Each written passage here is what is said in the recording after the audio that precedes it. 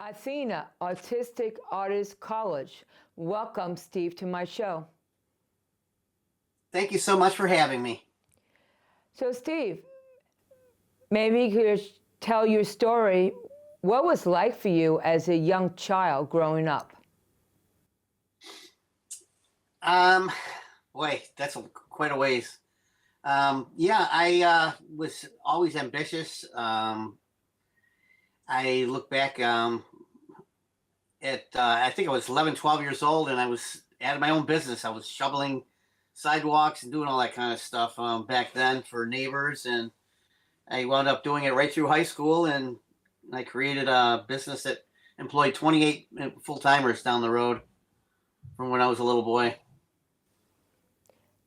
And school, like college, how was that for you? Yeah, yeah, I went to New Hartford schools, which is in the middle of the state of New York, and I worked right after high school. I didn't go to college right away.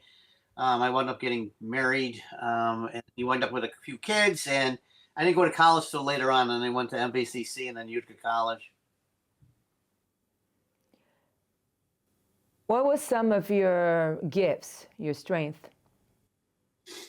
I would say probably absolutely independent. I don't think you can go door to door on people's strangers' houses, knocking on their door, asking for work at 12 years old, unless you're pretty industrious and pretty independent.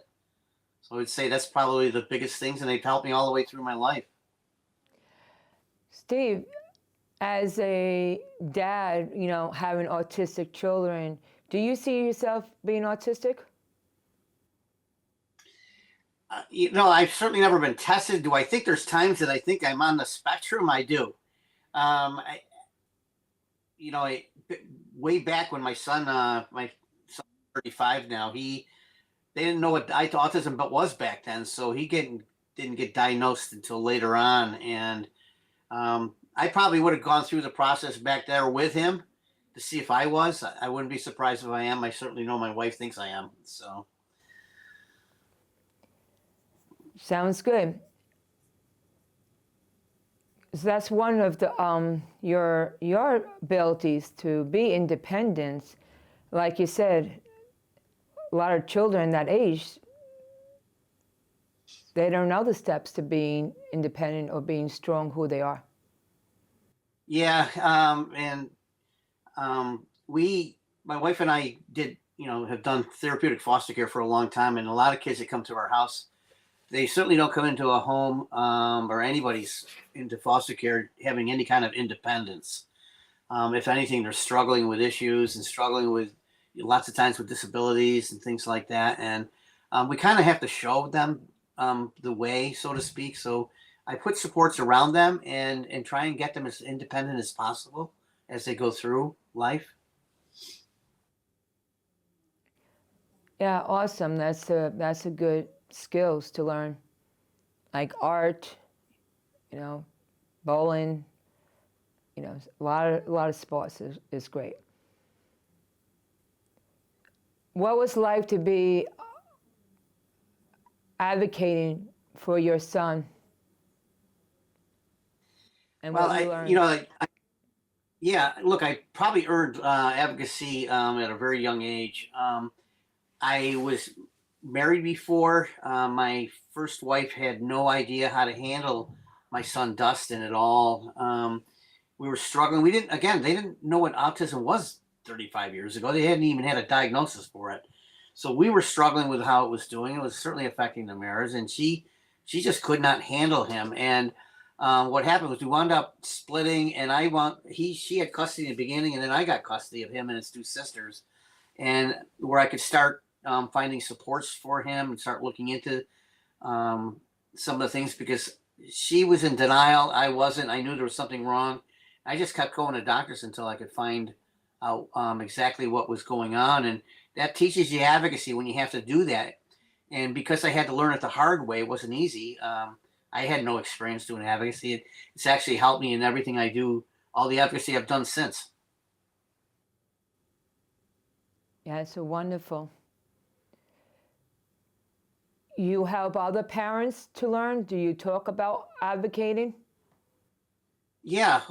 What happened is, after I started settling my son down and getting supports around him, this is way back, other people in the community and in the neighborhood would they had kids with autism. They weren't diagnosed yet either.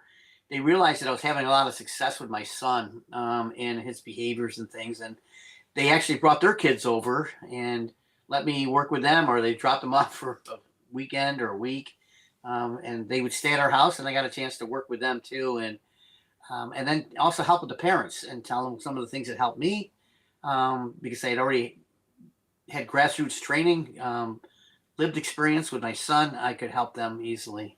So what are some of the things that you had to learn to talk to the teachers and, for your son, and what things you worked out together to be on the same page? Yeah, in the very beginning, it was hard in the school. He struggled tremendously back then. Again, because we didn't know what autism was, and because of his disabilities, you have to understand when you go to the doctors, they just said he's a little wild. He's a little this, a little that. They didn't really have a diagnosis pegged on him back then, so it was hard to get supports. We had to kind of use creative things, and I went up doing some things that worked for me. And I remember find him having a lot of difficulty with math because of his autism. And I knew he loved sports, so I told the teacher to inject sports into whatever they're teaching him in school, not just math, but all the other subjects too. And they did.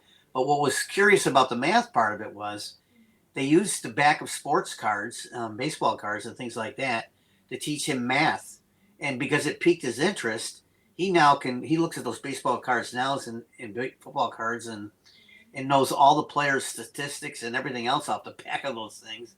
And he actually learned some math off of them things. So it was pretty cool to see. And it shows you that even kids with autism, all the way through, can learn. You got to find what helps. And when you can get the teacher to realize that, it certainly helps.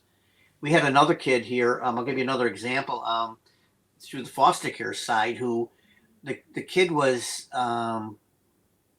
borderline genius with electronics. I mean, he was like 5 years old, and he knew everything about electronics and stuff that we would have difficulty with. And it came naturally to him.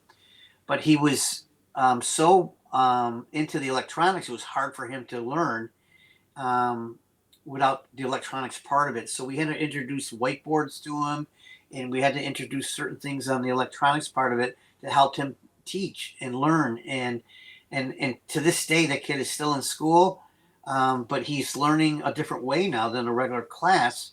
And a lot of it's electronically wise, because that's what piqued his interest. That's what kept him engaged.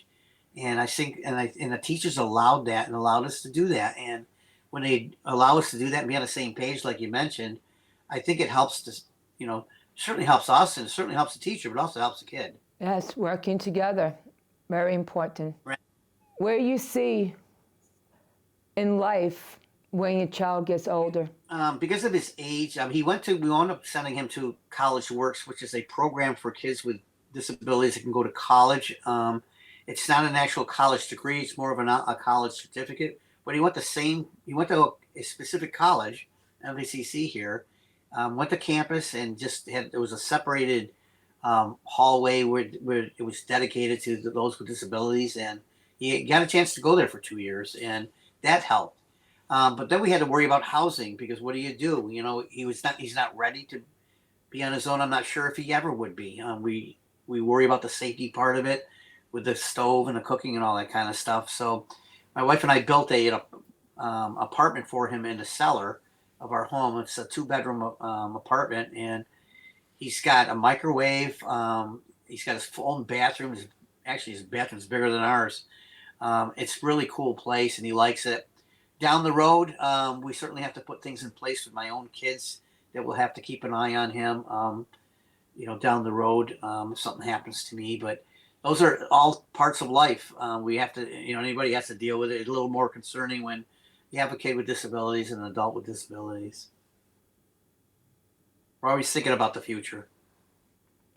Oh, yes. Because there's no others could do what you can do for your child. Right. That I think it's important. Yeah, I think it's important for parents to, they have to step up. There's certainly agencies out there, and there's providers, and there's some state agencies that all help. But in the end, the parents are the cavalry. They're the ones that are going to have to do this and make things happen. Because a lot of times, these kids, and from whether they're 5 years old or whether they're 35 years old, they're going to need certain things that the provider agencies can't provide for them, and then parents are going to have to step up and try and help fill those gaps with supports at work. So what are some of the things that your son is learning in college? He's actually out now, but he learned a lot of life skills, and I'm kind of glad that they went down those roads, because I don't know if he's going to get a lot out of learning more, history or more English or anything like that. With my son and many with disabilities, they really need to learn life skills first, and life skills being,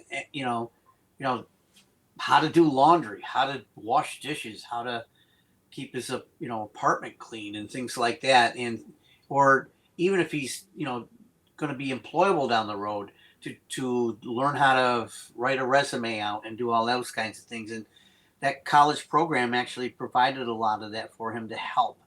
And we built the apartment after that, and he could ease into it because he had some of those life skills.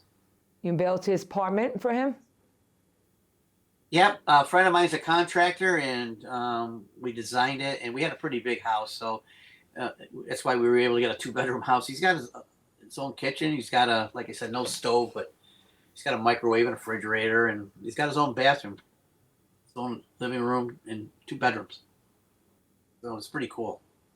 I wish I had that when I was growing up. But it's wonderful that you could provide that for him. Awesome. Look, it wasn't easy. It's certainly costly. We'd asked the state for housing assistance. They first promised us through our disability state agency some money to help with, to make it the windows, egress windows, and all that kind of stuff. In the end, we wound up getting nothing from them. It was just broken promises, and we wound up doing as much work as we could as possible to keep the costs down. And like I said, a contractor friend helped do all the main things, the electrical and plumbing and all that kind of stuff. So it's a lot easier. And I think the system has to come up with a way to help those families out there that doesn't have the capability of doing what we did as we went along. It took us longer because we had to pay as we go. And there's families out there and single moms that can't do that. So the system has to find a way to be able to accommodate these children as they get older and into adulthood, that they have, some kind of housing. He likes his own apartment? Yeah.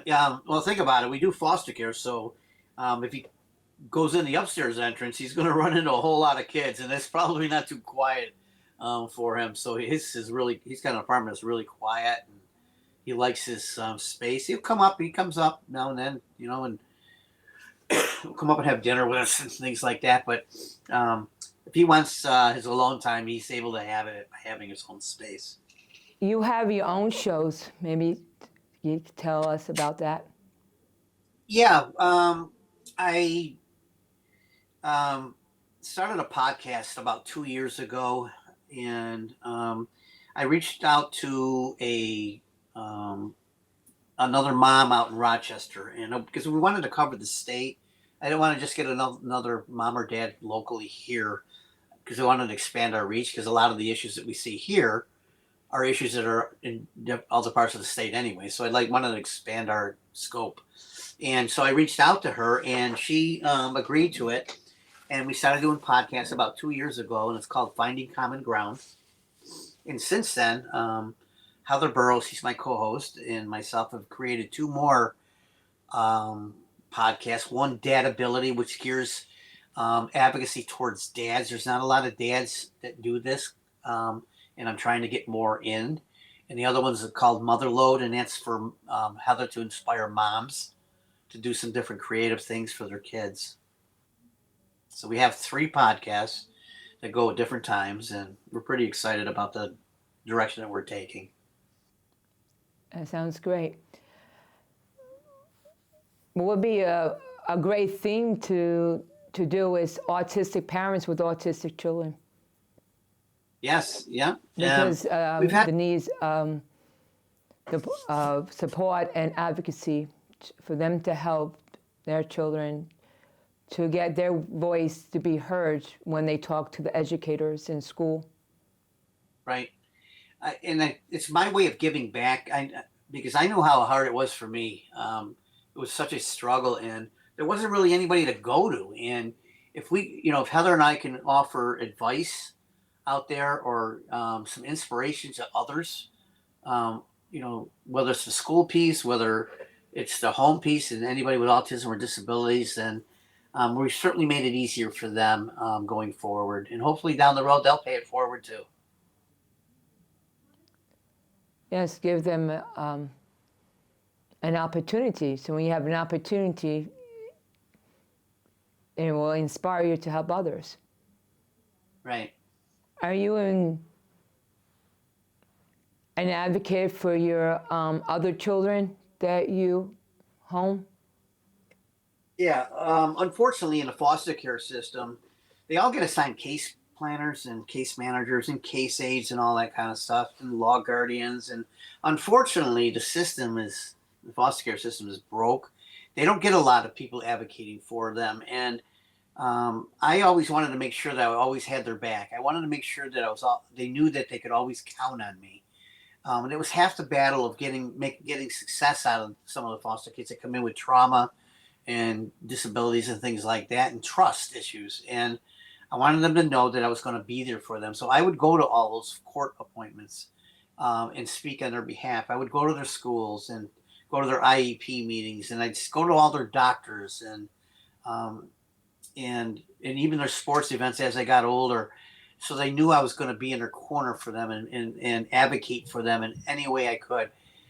Because a lot of these kids come in with no supports whatsoever, part of the advocacy part that I had to do, Marie, was to go out there and try and find the supports. And there's times where there are waiting lists. There's times where there's no providers available, and I had to go find them. And it's why they needed somebody, that could advocate strongly for them, because they needed somebody to go, find out where we can get supports for them, or get an evaluation for them, or some kind of testing for like an auditory processing disorder that we might see in a child, and get them tested for that. And if you don't have somebody advocating for them, and really it should be on the provider agency. It's just it doesn't happen very often.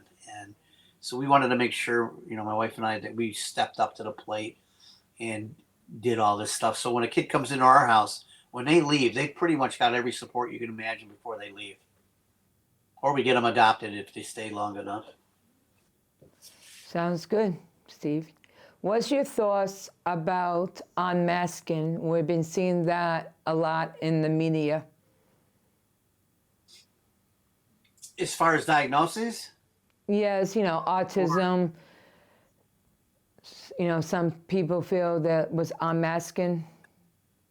Yeah. Or look, masking something, like. Yeah, unfortunately, what happens it's like, the world's divided, the country can be divided. It's even that way in the autism community. If you go on social media, there's one autism parent who thinks that, autism was caused by vaccines, and another parent thinks it's something else. Um, and they're trying to categorize autism in different ways. And in my opinion, autism is autism. It's still issues that you have to deal with. And I'd rather see less the cattiness I see on social media that goes on with, with some of the parents, and even provider agencies that are dealing with this. Because in the end result, we all want what's best for our kids, and it might be different, a different approach that gets them what's best for their kids. Autism is, like you said, autism is the same characters, but it manifests differently in each autistic person. And we have to look at their upbringing, how high levels of the parents' education is, the grandparents' education is. It's not just, the values that the parents have for their autistic children, but also, Right. you know, how far did the grandparents or the great-grandparents' education went, because sometimes you could have an autistic child and they have other areas in life that need to learn and need more support, but their education can be such a high level that they're able to do college work, they're able to do higher than their grade levels. And sometimes Right. our educated system, they lack in understanding that. Yeah, exactly, Marie. We have currently right now we have four kids in our house, all diagnosed with different kinds of autism. My son and the three kids we adopted out of foster care, and all their, like I said, all their autism is different parts of the spectrum. One of our 17-year-old here is profoundly autistic. His supports are different than my son's. They're different than one of the other children. It's 15. And it's important that we realize that because they're all different, they don't all fit into a box. It's not a cookie cutter autism approach. We have to find what works for them.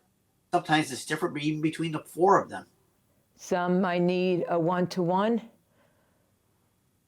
as an Right, aid to make sure their life is safe where they go places, besides the parent being there.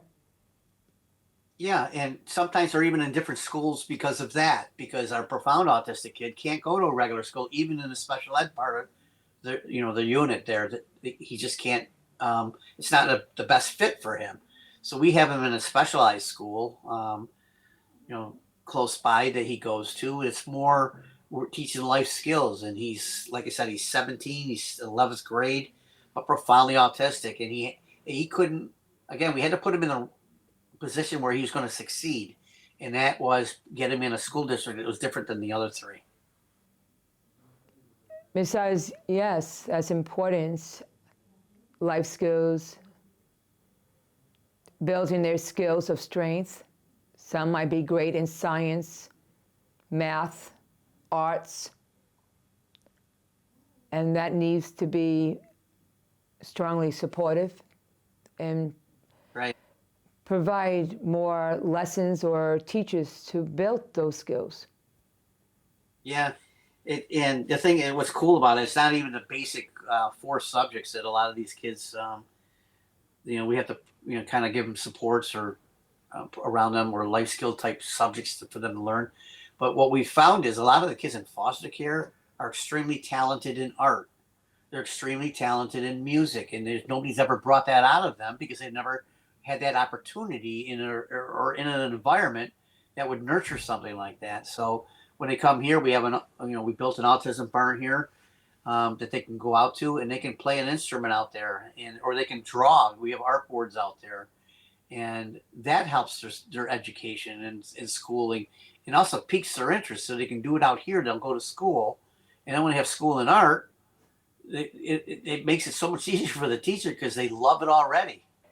Yes, because they express it through painting, drawing, singing, write their own Right. songs, stories, or may verbalize it. Or sometimes they might need support, so somebody could help them to put their words on paper and to add Yep. words. That creates other languages in We've had a lot of communication. kids come to our house, Marie. I think I told you before that 178 kids have come through our home, and every single one of them has a different niche. And some of them, it's like I said, the art. Some of it's the music. Some of it's sports.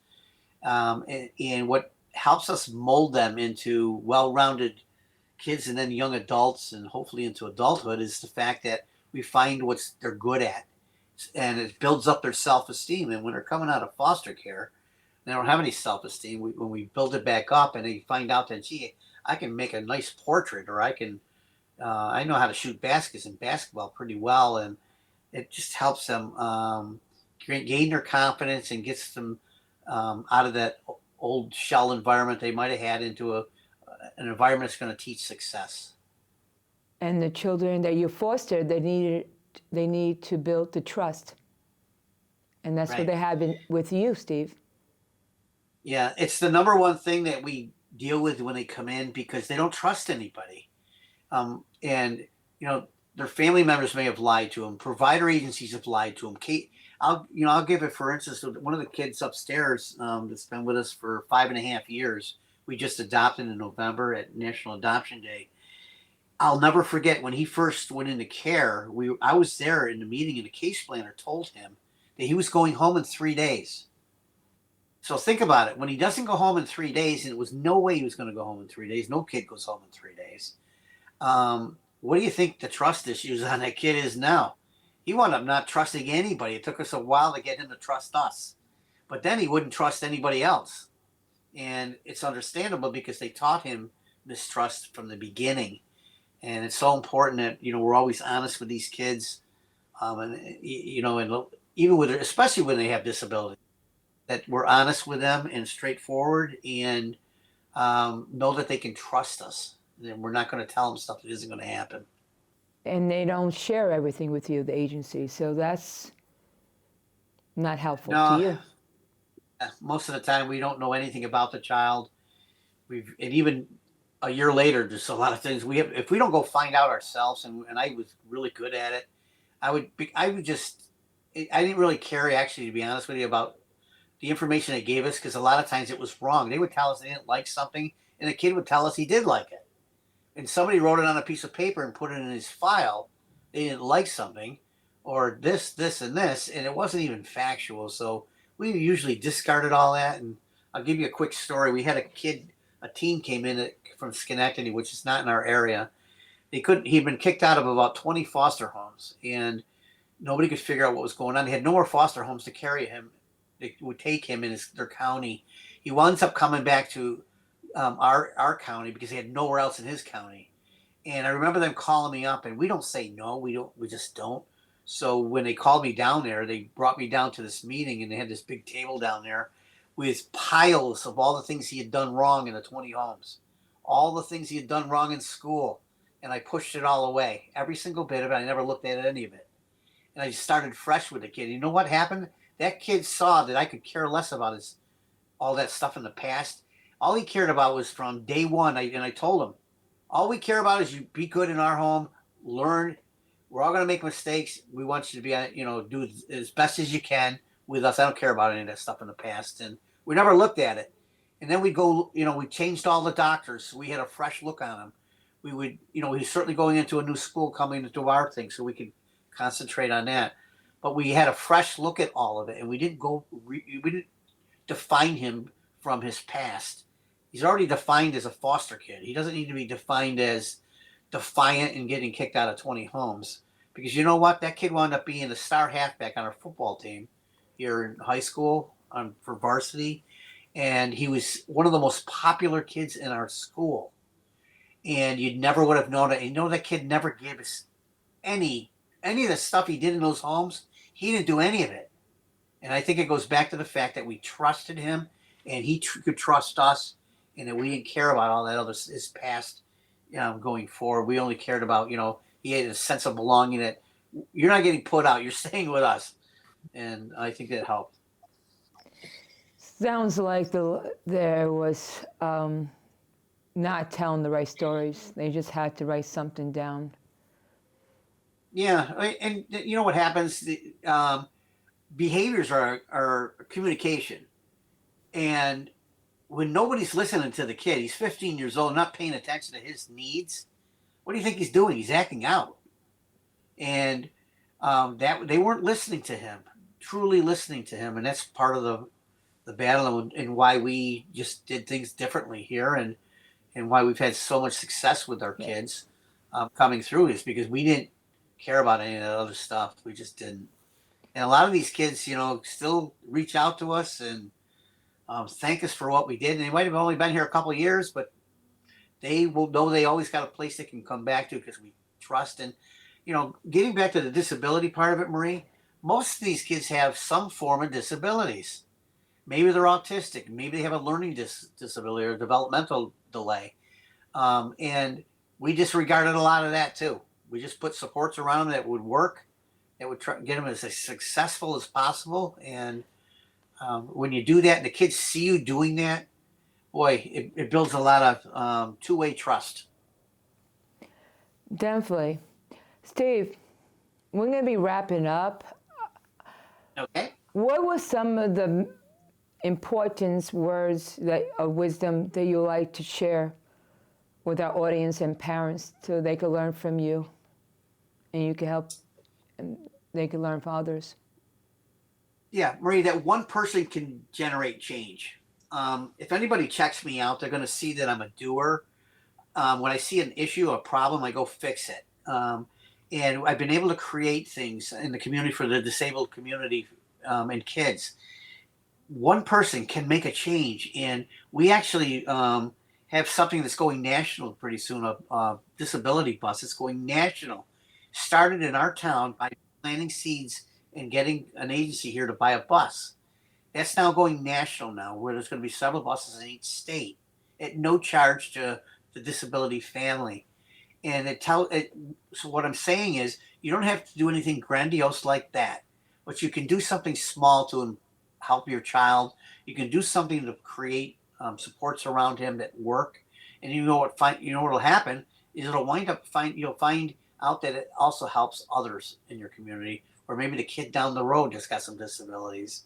So if I can inspire them, I would say that, you can do this. The single moms, you can do this. There's people out there that support and will help. We certainly would. I certainly would. And there's others. And just know that you're not alone. That's beautiful. Thank you, Steve, for coming on to my show, and so others can learn from you, from my audience. And, well, welcome back to my show. So thank you, Steve. Anytime, Marie. Thank you so much for having me and giving me the chance to talk and help and hopefully inspire. Have a great day. You too. I'm Maria, and stay tuned to my next episode, my next show.